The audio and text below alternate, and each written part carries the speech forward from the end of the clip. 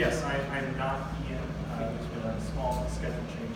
I'm actually not going to talk about turbulence. I'm going to talk a little about the scenery. So let me just set the stage. It's 1958. NASA is actually still in its infancy. It's only just been created by President Eisenhower. And they put out this call, soliciting input from the broader scientific community, basically asking, what are your priorities for spacecraft missions to tackle fundamental science questions? And in this 1958 committee report is the following line. We propose a solar probe to pass inside the orbit of Mercury to study the particles and fields in the vicinity of the sun. And in practically every decadal survey since, this desire to sample the plasma in the near-sun environment has only been reaffirmed. Over the years, this mission has gone through many iterations and designs, some more comical than others, such as this design in the early 2000s that used a cone-shaped heat shield to actually protect the satellite. And in fact, even other designs were actually much more violent than what we ended up settling on, involving actually flying the satellite into the sun, getting really near sun measurements. So we've settled on this design, which I'll talk a little bit about. And in fact, the satellite is just right down the road at Cape Canaveral, and knock on wood, it will be launched in the next couple of weeks. But why? Why are we so interested in this? Well, even 60 years ago, we essentially knew two things. Some of the details were being debated, especially with respect to the solar wind, but we knew that the corona was hot, like really hot. We're talking millions of degrees compared to the surface of the sun, which is only about thousands of degrees. And we knew this at the time from spectral observations that suggested actually iron ions in the corona were actually being heavily ionized, iron 13 plus in this case, and giving off particular spectral lines that we initially thought were a new element. Likewise, we knew that the solar wind was fast. And by fast here, I don't mean the distinction between fast and slow wind that Sam talked about. I actually mean that the solar wind is faster than the sound speed and faster than the local Alfvén speed. Something is accelerating the solar wind to superalfvenic and supersonic speeds. But so what? I mean, lots of things are hot and lots of things are fast. Well, if you have particle physics friends, especially phenomenologists, you may have seen them kind of play around a little bit with things that we might think are laws of physics. Maybe this symmetry over here is broken under certain conditions, or does energy really have to be conserved? But if there's one law of reality that physicists tend to be a bit more skittish about playing around with, it's the second law of thermodynamics, which a consequence of is that if you have some heat source, in this case the sun, and it's heating the surrounding environment, in this case the corona, the surrounding environment better not be hotter than your heat source. Likewise, the fact that the solar wind is accelerating to supersonic and superalfvenic speeds means that it's actually causally disconnected from the sun. It's not just some simple expansion effect. So what does this mean? It means that actually in the corona, there's exciting, dynamic, but most importantly, local physics occurring that's taking the corona up to millions of degrees and accelerating the solar wind. How exciting is this physics? Well, it's the only plasma physics question I'm aware of that actually has its own entry on the Wikipedia page, biggest outstanding problems in physics. But it's also exciting enough that we've finally gone through with this idea to actually send a mission to the sun. That's what I'd like to talk to you all about today. For those of you that don't know me, my name is Jimmy Juneau. I'm a graduate student at the University of Maryland. I'd like to give you a little brief overview of the Parker Solar Probe mission, its goals, and how it hopes to accomplish its scientific objectives. So just some brief mission details. The actual satellite is about 50 kilograms, or a little over 100 pounds. But perhaps very interesting is that this orbit here, shown in this movie to the right, thanks to Professor Chris Klein at the University of Arizona for providing this to me, requires so much energy to enter. It's actually going to be a Delta IV heavy launch, one of the most powerful rockets in the world, second only to SpaceX's Falcon Heavy. And so if you're like me, you're a little disappointed we're not going to be able to see this next week. I'm not going to be able to stick around for the launch myself. I'm actually getting married shortly after this conference, and you may be unsurprised to know that I'm much more excited about that particular life event than seeing a rocket launch. But for those of you that are sticking around, it's set to be quite spectacular. Further details about the mission, it's set to be about 7 years and involve 24 orbits of the sun. even its first perihelion, set to happen in November if we launch in the next couple of weeks, will actually go closer than we've ever gone before, to about 35 solar radii. And for the final 3 orbits of the mission, we'll get within 9 solar radii. To actually accomplish this, we have 7 carefully planned Venus gravitational assists. And that's why we need to launch in the next couple of weeks, because if we miss the window to actually hit those Venus gravitational assists, we have to wait at least another year. There are 4 principal instruments on Parker Solar Probe. The first is called the Fields instrument, or the Electromagnetic Fields Investigation Instrument, and involves a series of electric field analyzers and magnetometers. The second is the SWEEP, or Solar Wind Electrons, Alphas, and Protons Investigation Instrument, which involves a Faraday Cup and 2 electrostatic analyzers. The third is WHISPER, or the Wide Field Imager for Parker Solar Probe instrument, which is a white light telescope that can actually image the light directly from the sun, as well as in the structures that are actually approaching Parker Solar Probe. And ESIS, the Integrated Science Investigation of the Sun Integrated Particle Instrument, which is an energetic particles instrument. If SWEEP is going to give us data on mostly the bulk protons, electrons, and alpha, ESIS will provide assistance in that regard, sampling the high energy tails of these 3 constituent components of the plasma, as well as heavy ions, which we expect are present in the corona. I just want to do a few more details on the actual flight path of the environment. As I said, first perihelion hopefully happening in November will already be closer than we've ever gone before, to about 35 solar radii. And these final 3 orbits will be within 9 solar radii. Now, the actual design of the mission is something to keep in mind here, because we want to say something about what is the actual coronal environment here. And so we picked this environment because we want Parker Solar Probe to actually get within what's called the Alphane critical point, the point before the solar wind becomes super alphenic. And in the region, we expect that the solar wind is going supersonic. Because if we don't get within this region, we can't really say what's actually happening in terms of the solar wind accelerating. So you might be unsurprised to know that there's lots of theories about what exactly is happening in this environment. And I want to make a kind of brief, simultaneously serious, probably partially glib comment on theoretical studies. And that's that until Parker Solar Probe actually starts providing us some data about this environment, there's lots of essentially unfalsifiable theories about what's going on. And this is not to say these theories are bad or wrong. Some of them may be slightly unintuitive or defy Occam's razor's simplest explanation for what's going on, but they very much could be correct. Examples include something that Jack Scudder at University of Iowa has been pushing for a while, which he calls velocity filtration. Essentially, the idea is that everything we're observing about the corona and the solar wind is a selection effect. That in fact, in the corona region, the high energy tails are dense enough that we're actually mixing up this idea of temperature, how hot the corona is, with other physics that's going on. And further, that the high energy tails are dense enough that in fact it's those particles that are ultimately escaping from the sun and providing the supersonic and superalphenic solar wind. Another good example of essentially an unfalsifiable theory is how prevalent are compressible fluctuations, things like fast magnetosonic waves in this environment. We don't observe these in the solar wind, or we only observe them a little bit, but in fact, they could be present there, and they would provide a pretty simple explanation for why the corona is so hot. Because fast magnetosonic waves can deposit their energy onto a plasma very efficiently via things like Landau and transit time damping, and they do this on very fast time scales. So the fact that we don't observe them at 1 AU is not necessarily evidence against their existence in the corona.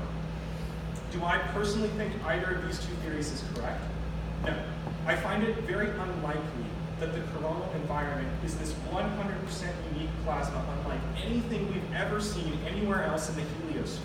That when we observe these non-Maxwellian out-of-thermodynamic equilibrium plasmas in the solar wind, that's largely characteristic of what we'll find in the corona. Yes, there are high energy tails, but they're not that much of the density of the whole population. Yes, we observe about 10% compressible fluctuations at 1 AU, but not 90%.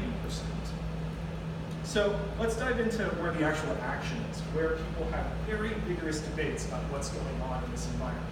And it essentially boils down to what often these things boil down to. or people that like explanations that involve waves nearly get into fisticuffs with people that like reconnection or intermittent effects. So we know that the convective zone in the sun, which is this region in between the core and photosphere that's radiatively heated by the core of the sun, provides actually large mechanical reservoir energy because it's radiatively being heated and it essentially forms a bubbling, boiling pot of plasma. And in fact, this motion is turbulent in some sense. It's stochastic and chaotic. And because the convective zone is so dense, it twists up the magnetic field with it. What's the consequence of that? Well, there's lots of physics that can basically come out of a twisting magnetic field. This idea that when the magnetic field gets into these complex topologies, you can get very frequent reconnection. Many people study this phenomenon in the form of what are called nanoflares. The idea that everywhere in this coronal region, there's frequent reconnection sites that are able to actually transfer energy from the magnetic field to the plasma. Likewise, if we were forming these complex magnetic topologies, you could just as easily launch a whole zoo of waves, things from compressible fluctuations like we discussed earlier, or actually incompressible fluctuations, low frequency Alfvén waves. And lots of people like Alfvén waves for actually the description of what's going on. Because since the Alfvén speed depends on the local density, and there is a density gradient away from the sun, you can have situations where the Alfvén waves will reflect off that local density gradient and form a turbulent stew of plasma there, which could deposit energy on the plasma and heat it, or actually accelerate the plasma. So the pertinent question is, yes, the convective zone is a large mechanical reservoir of energy, but is there enough energy in these things like nanoflares or waves to actually explain what we observe? And the answer, to my knowledge, is that yes, lots of these things can explain what's going on. That there are lots of brilliant solar astrophysicists that essentially say nanoflares match the observation and waves match the observations. So what we really need to find out is how prevalent are nanoflares and how much energy flux is actually stored in these waves. So let me get into a little bit of a tautological point of how do we know what we're observing is actually what we're observing.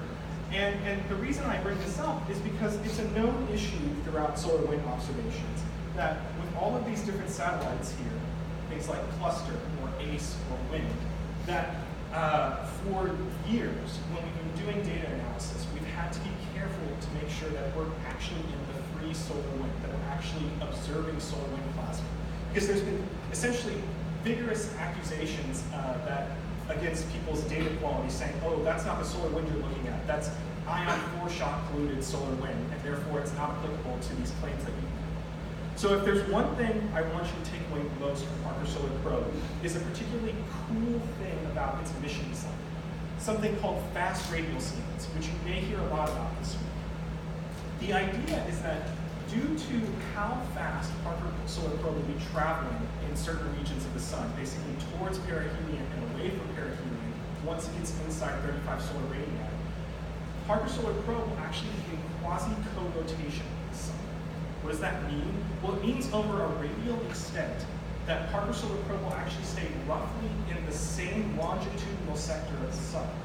That in fact, through this radial extent, we'll be able to sample plasma from a given flux tube coming out of the sun. And this is really important. It's something to actually step back and think about for a moment, because you'll have situations where you'll be able to scan the same plasma over an actual large radial distance.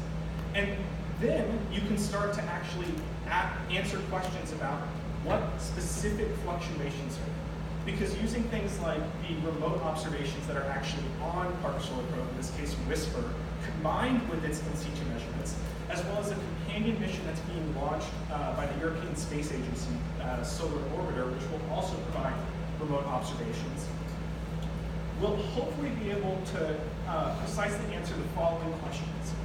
What are the associated frequencies and wavelengths of fluctuations present in the low corona or near sun environment?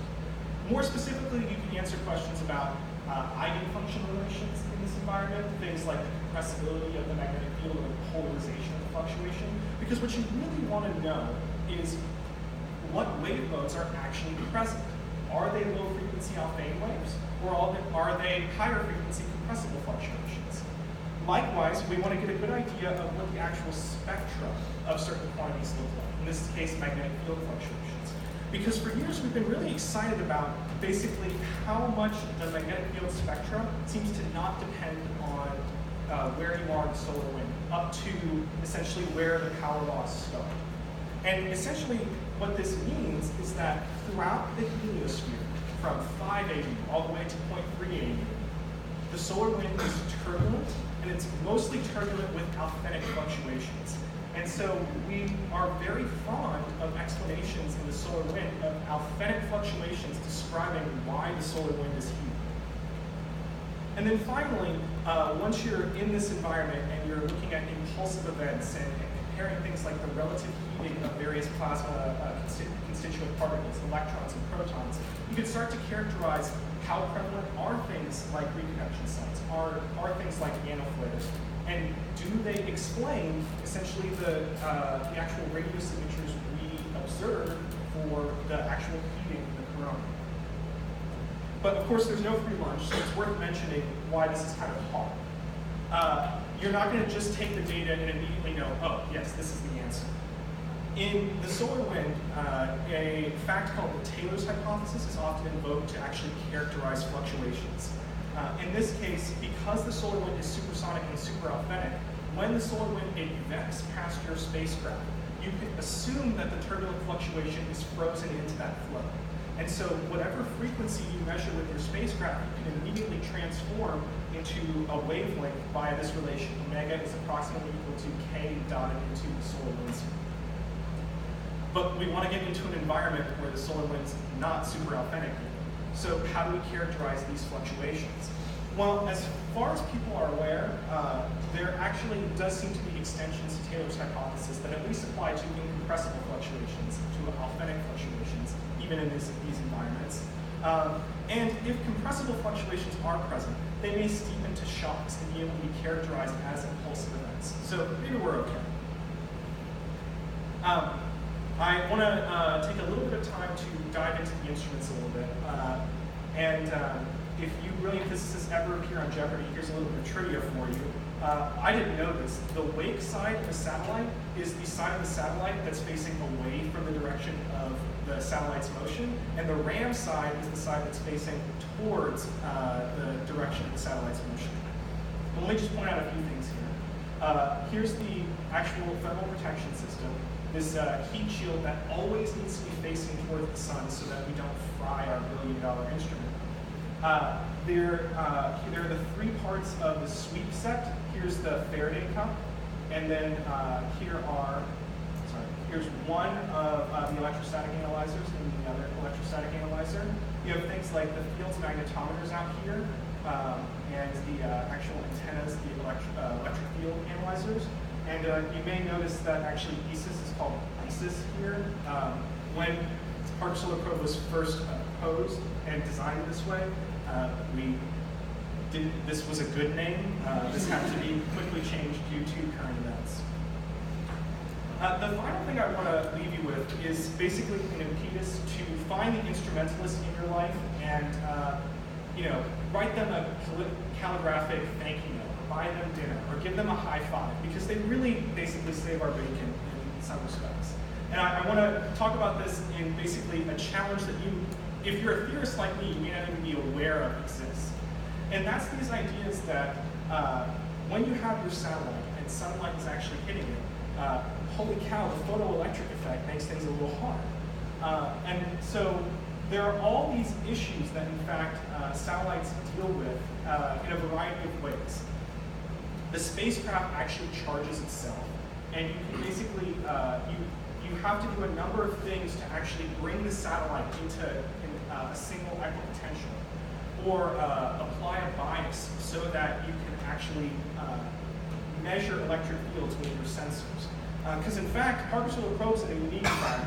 The currents from essentially this photoelectric effect setting up in electric field that will cause an anti-flow current are going to be 10 to 100 times larger than the plasma currents in the environment. That's a terrible signal-to-noise ratio.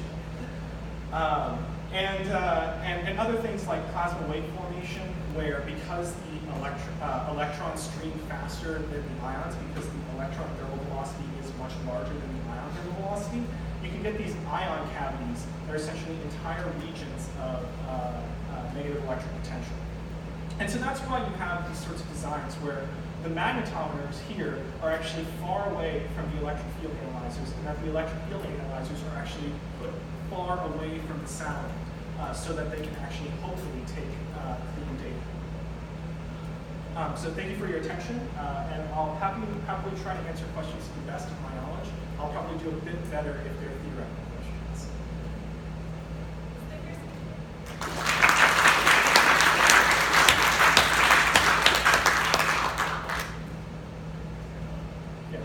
So the outgoing point's at like 9-ish, right? And you're aiming to go around 9? It depends on what models you use. Some people say the alpha point is anywhere from 10 to 12 RS, but yeah, we're cutting it pretty close.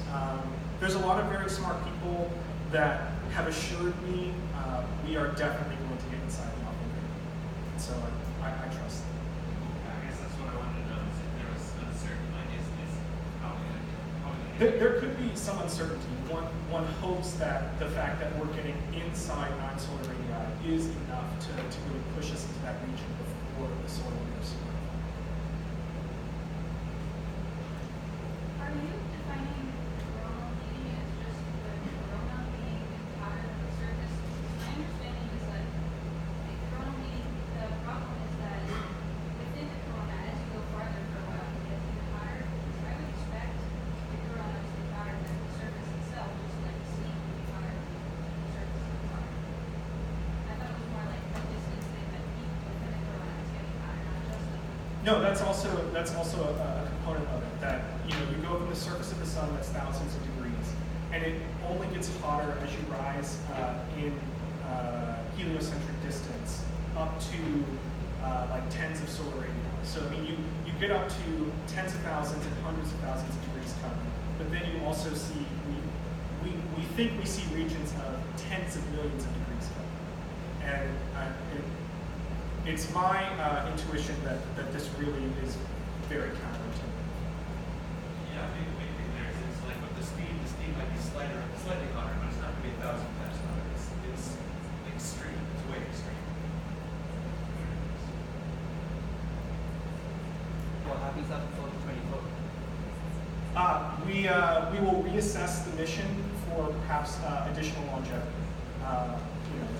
If all the instruments are still intact and we're still getting good data, NASA likes to repurpose these things, and I don't know, maybe we'll fire the thrusters and try to do another Venus gravitational assist and get them a couple more, like even closer. So yeah, the answer is let's do the 24 orbits and then we'll reassess. In your opinion, waves or reconnection? I'm a waves person. Okay. Sorry, Bill.